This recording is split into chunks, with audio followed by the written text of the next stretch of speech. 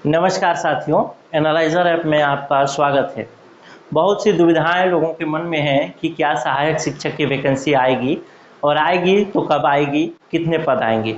इन सब विषयों पर बात करेंगे आज। और किन आधारों पर बोला जा रहा है कि वैकेंसी आएगी, उन आधार में कितना दम है कि वैकेंसी आनी चाहिए या नहीं आनी चाहिए, उस पर आज थोड़ा सा बातचीत करेंगे। फिर आप खुद एनालिसिस करने की स्थिति में होंगे कि क्या वैकेंसी आएगी या नहीं आएगी। मैं अपना भी एनालिसिस एक आपको बताने की कोशिश करूंगा।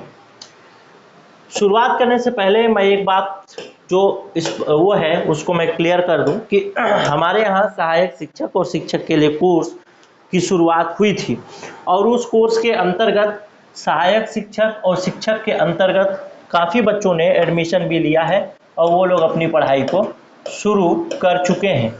और क्रमशः डेली कम से कम 10 से 12, 15 इस तरीके से बच्चे एडमिशन लेते भी जा रहे हैं। लेकिन जो बैच हमारा पुराना चल रहा था वो बैच हमारा फुल हो गया है। अब एक नया लाइव बैच शुरू हो रहा है। आप लोग ये जो सिलेबस देख रहे हैं, ये सिलेबस देखने बस में ऐसा लगता है कि भाई ये 8 पॉइंट 7 पॉइंट का सिलेबस है। 7 पॉइंट का सिलेबस है, 2 महीना 2.5 महीना में 3 महीने में इसको कंप्लीट किया जा सकता है। इस सिलेबस को अगर ईमानदारी से मैं पढ़ाना शुरू करूं शुरू से आखिरी तक, तो मैं कहूँगा कि ये सिलेबस 4 मंथ का है, यानी 4 महीने कम से कम मेरे को पढ़ाने में लगेंगे। तो सोचिए कि आपको पढ़ने में कितना वक्त लगेगा। जीएस को छोड़ दें तो भी सिलेबस लगभग 3 महीने का तो है ही है कि 3 महीने में कोई डाउट नहीं है कि 3 महीने से पहले ये सिलेबस ख़त्म हो पाए।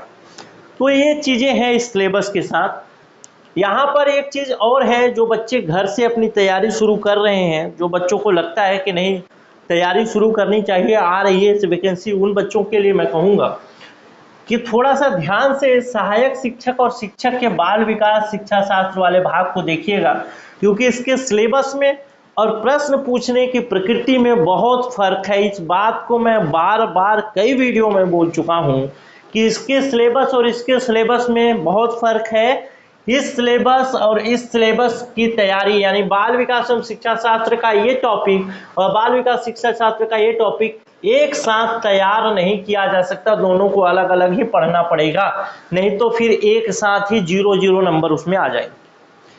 हिंदी, अंग्रेजी ये सब चीज़ें सामान्य हैं, यहाँ से आप इसको थोड़ा कर सकते हैं इसका और उसका, लेकिन कुछ चीज़ें हैं जो शिक्षक वाले भाग में एक्स्ट्रा है, हिंदी में भी और अंग्रेजी में भी, नहीं तो सामान्य ही। यहाँ पे अगर बात करें सहायक शिक्षक में, तो गणित में केवल सामान्य गणित नहीं, गणित पेडागोजी भी पूछा जाएगा। इसमें पेडागोजी के सामान्यतः प्रश्न नहीं आते हैं, तो ये तो ठीक है, लेकिन इसमें गणित के जगह में पेडागोजी नहीं पूछा जाएगा तो विज्ञान पूछा जाएगा। पेडागोजी का देखा गया है कि 1-2 ऐसे प्रश्न आते हैं, लेकिन ये बात इसको कहीं से साबित ये नहीं करती कि गणित के पेडागोजी से यहाँ पे प्रश्न पूछने का एग्जामिनर का स्कोप खत्म हो गया।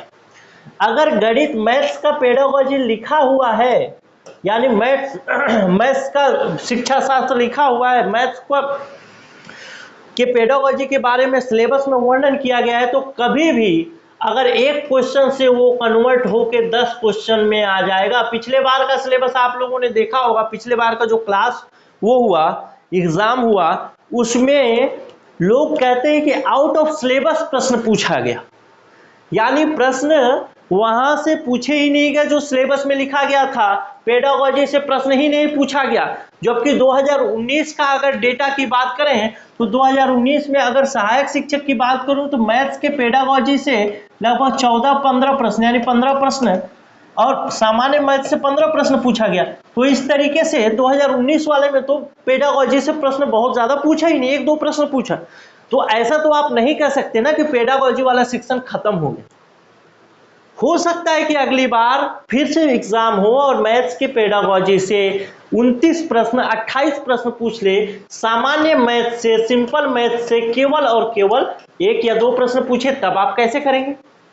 तो ये चीज को थोड़ा सा ध्यान रखना पड़ेगा। मेरा कहने का मतलब ये है कि किसी भी भाग को आप छोड़ नहीं सकते, यानी यहाँ पे आपने गणित का, मैथ्स का पेडागोजी वाला सेक्शन छोड़ा, हो सकता है कि एग्जामिनर 14 प्रश्न, 13 प्रश्न, 12 प्रश्न पेडागोजी से पूछ दे, और 12 प्रश्न का आपने छोड़ ही दिया 12 प्रश्न के लिए पढ़ाई ही छोड़ दी तो आपका मैक्सिमम मार्क्स कितना हो गया, 88 हो गया। आपका कॉम्पिटिटर, सॉरी 88 बोल रहा हूँ, 150 प्रश्नों का होता है तो कितना हो गया, 138 हो गया, 138 40, और आपका कॉम्पिटिटर के पास कितना है मैक्सिमम मार्क्स, 150 है। तो जाहिर सी बात है आप 138 में कितना भी ज्यादा लाएंगे तो 138 से ज्यादा नहीं ला सकते, लेकिन इसके पास स्कोप है कि 138 से ज्यादा ला सके। मेरा कहने का मतलब ये है कि किसी भी भाग को आप छोड़ नहीं सकते। जिस भाग को आपने छोड़ा वही भाग आपके प्रश्न में, प्रश्न पत्र में उपस्थित हो जाएगा आपके लिए क्या बन करके, एक समस्या बन करके। फिर उसका समाधान आप एग्जाम हॉल में नहीं ढूंढ पाएंगे। उसका समाधान आप समय रहते पढ़ लिए होते तो आज एग्जाम हॉल में वो समस्या नहीं रहता, आपके लिए वो अपॉर्चुनिटी बन जाता। बहुत सारे बच्चे कहते हैं सिलेबस क्वेश्चन पेपर हल्का आया यानी आसान आया, बहुत सारे बच्चे कहते हैं क्वेश्चन पेपर टफ था, कठिन था। कैसे? वही क्वेश्चन पेपर कुछ लोगों को कठिन, वही क्वेश्चन पेपर कुछ लोगों को आसान लगने लगता है। क्यों? इसीलिए क्योंकि जो लोग पढ़े रहते हैं उनको लगता है ये तो अपॉर्चुनिटी है, सरल है, फटाफट बनाते हैं, एग्जाम हो जाता है, सेलेक्ट हो जाते। नहीं पढ़े रहते वही सारी चीजें कठिन लगती है, क्वेश्चन पेपर वही रहता है। तो मेन है मेहनत, और मेहनत का कोई विकल्प नहीं। और समय के मेहनत, समय जो है सबके पास 24 घंटा है। बात यह है कि कौन किस चीज को प्राथमिकता दे रहा है। क्या आप इस एग्जाम को प्राथमिकता दे रहे हैं या फिर आप दे रहे हैं किसी अन्य चीज को प्राथमिकता? वो समय की बात है। समय 24 घंटे सभी के पास है। जो जिस क्षेत्र में काम करेगा, जो खाना बनाने के क्षेत्र में काम करेगा वो अच्छा खाना बनाएगा। जो इस एग्जाम को निकालने के क्षेत्र में काम करेगा संभावना उसकी ज्यादा है कि वो निकाल ले, जो नहीं कर रहा है उसके मुकाबले। तो डिसीजन आपके हाथ में है कि आगे आने वाला जो तैयारी है उसको ठीक तरीके से आप कर रहे हैं या नहीं। अगर इस क्षेत्र में मेहनत करेंगे तो सफल होने की संभावना आवश्यक रूप से बढ़ेगी। मैं आपको ये नहीं कहता कि आप सफल हो जाएंगे, लेकिन मैं कहूंगा कि आवश्यक रूप से बढ़ जाएगी। क्लियर है? तो किसी भी भाग को आप छोड़ नहीं सकते। यहाँ पे पर्यावरण अध्ययन है, इसमें भी पेडागॉजी टाइप का प्रश्न पूछता है, यानी बच्चे पर्यावरण अध्ययन को मतलब पर्यावरण को कैसे सीखते हैं वैसे, या और इसमें है सामाजिक अध्ययन। बाकी दोनों में सेम है, कंप्यूटर, जीएस, ये सारी चीजें सेम है। टोटल करके 150 प्रश्न पूछा जाएगा 150 अंक के लिए, और मेरिट यहाँ से तय होती है। क्लियर है? तो इस तरीके से मैं ये कहूंगा कि किसी भी भाग को आप छोड़िएगा मत अपनी तैयारी को अगर शुरू कर रहे हैं। हमारे यहाँ जो पिछला हमारा कोर्स चालू हुआ था सहायक शिक्षक और शिक्षक के लिए, उसको बहुत सराहा गया, बहुत सारे बच्चों ने इसमें एडमिशन लिया है, लेकिन वो कोर्स में सीट फुल हो गई है। हमारे सर्वर की कुछ लिमिटेशन है, तो एक नया सर्वर हमने खरीदा है। उस नए सर्वर में फिर से नया कोर्स, नया बैच चालू हो रहा है। अगर कुछ लोगों की इच्छा होगी कि सेल्फ स्टडी नहीं हो पा रहा, कॉन्फिडेंस नहीं आ पा रहा, तो रिस्क नहीं लेना चाहिए, क्योंकि ये करियर का सवाल। तो लाइव प्लस रिकॉर्डेड क्लास शुरू हो रहा है बहुत जल्दी, और आप इसके लिए एडमिशन ले सकते हैं। इसके लिए फीस है 7,500 रुपये, यानी 7,500 रुपये। और इस फीस में किसी भी प्रकार का कोई डिस्काउंट नहीं है। जो लाइव प्लस रिकॉर्डेड क्लास है उसमें, इसमें आपको video class, PDF, test series, तीनों चीजें मिलेंगी। लाइव भी वीडियो देख सकेंगे और रिकॉर्डेड भी वीडियो देख सकेंगे। लेकिन मेरा एक कहना अगर आप मानेंगे तो मैं कहूँगा कि आप ये क्लास जो है, ये लाइव प्लस रिकॉर्डेड वाला 7,500 रुपये वाला क्लास मत लेना, बेकार है, पैसा ज़्यादा लग रहा है, कोई मतलब नहीं है। बहुत कम बच्चे होते हैं जो कि लाइव अटेंड करते हैं। मैक्सिमम बच्चे क्या करते हैं, रिकॉर्डेड क्लास ही देखते हैं। तो मैं कहूँगा लाइव प्लस रिकॉर्डेड पैसा खर्च करने का कोई मतलब नहीं है। 7,500 रुपये ये कोर्स आप मत लीजिएगा। क्लियर है? यही सारी फैसिलिटी के साथ एक और कोर्स है, उसको आप सोच सकते हैं, ले सकते हैं, और वो कोर्स है दूसरा रिकॉर्डेड क्लास का। सेम ये जो क्लास है, आपको लाइव जो क्लास पढ़ाया जाएगा, सेम क्लास आपको रिकॉर्डेड में मिल जाएगा। सेम क्लास, सेम, कुछ भी इधर उधर नहीं, वही क्लास रिकॉर्ड होकर रिकॉर्डेड में मिलेगा। और उसके लिए फीस भी आपको बहुत कम देना पड़ेगा। उसका फीस है 3,999। कहाँ 7,500, कहाँ 3,000, लगभग 4,000। तो लगभग 3,500 रुपये का फर्क। वो हमारे वजह से नहीं है, जो सर्वर का कॉस्ट है लाइव वाला उसकी वजह से ऐसा है। क्लियर है? तो मैं वही कहूँगा कि 7,500 रुपये में देने की कोई आवश्यकता नहीं, कम फीस में आप ले सकेंगे। और वो लाइव प्लस रिकॉर्डेड आप लेंगे तो उसकी वैलिडिटी भी 1 साल की मिलेगी। ये इसकी वैलिडिटी जो है रिकॉर्डेड क्लास की, इसकी वैलिडिटी एग्जाम तक की है, तो ये ज़्यादा बेहतर आपके लिए बेनिफिशियल हो सकता है, पैसा भी कम लगेगा और एग्जाम तक की वैलिडिटी हो। और ये उसमें तो कोई डिस्काउंट नहीं 7,500 में, इसमें 3,999 रुपये में फर्स्ट 50 स्टूडेंट के लिए इस बैच में डिस्काउंट की व्यवस्था की गई है, तो आप उस डिस्काउंट वाला कोर्स भी ले सकते हैं। इसमें भी आपको वही सारी चीज़ें मिलेगी, video class, PDF, test series, सारी चीज़ें मिलेंगी एग्जाम तक वैलिडिटी के साथ। तो मैं ये कहूँगा कि वही कोर्स जो आप लाइव में लेना चाहते हैं उसी को आप रिकॉर्डेड में लीजिए, अपना 3,500 रुपये और बचाइए और उसको कहीं और लगाइए, अच्छे काम में लगाइए। अपने मोबाइल का रिचार्ज कराइए, डेटा रिचार्ज कराइए, वीडियो देखिए अच्छे तरीके से। क्यों ज़्यादा पैसा लगा करके आप, सेम चीज़ है इसमें भी आपको डाउट क्लियर करने का मौका मिलेगा, मतलब डाउट क्लियरेंस का ऑप्शन है रिकॉर्डेड में भी, लाइव में भी वही है। लाइव में भी आप क्वेश्चन पूछेंगे तो तुरंत आपको मिलेगा नहीं, जब आप लाइव में भी पूछेंगे तो उसके बाद एक छोटा सा वीडियो आपको मिलेगा, उसमें पूरा उसका जवाब होगा। इसमें भी सेम उसी तरीके का आपको रिस्पॉन्स मिलेगा आपके डाउट के लिए। वैसे डाउट बहुत कम रहता है, फिर भी डाउट के लिए तो मैं कहूँगा ये वाला कोर्स ज़्यादा बेहतर होगा। 7,500 लगाने से बेहतर है 4,000 रुपये में, और उसमें भी शुरू में अगर आप ज्वाइन करेंगे 50 स्टूडेंट में तो आपको ये डिस्काउंट में मिलेगा। ये बात आपको समझ में आ गई। अब बात करते हैं एक और प्रश्न। बहुत सारे बच्चे ऐसे बोलते हैं क्या आप सिलेक्शन की गारंटी देते हैं? कोर्स तो हम आपके यहाँ से लेंगे, हम आपके यहाँ से क्लास ज्वाइन करेंगे, क्या आप सिलेक्शन की गारंटी देते हैं? क्या हम जो पढ़ाएंगे वही प्रश्न आएंगे, यानी मैं जो पढ़ाने वाला हूँ या फिर कोर्स में जो भी पढ़ाया जाएगा वहीं से प्रश्न आएगा? तो भैया मैं किसी भी प्रकार का भगवान नहीं हूँ, I am not a God, मैं किसी भी प्रकार का ईश्वर नहीं हूँ कि मैं जो पढ़ाऊंगा वही पूछ लेगा।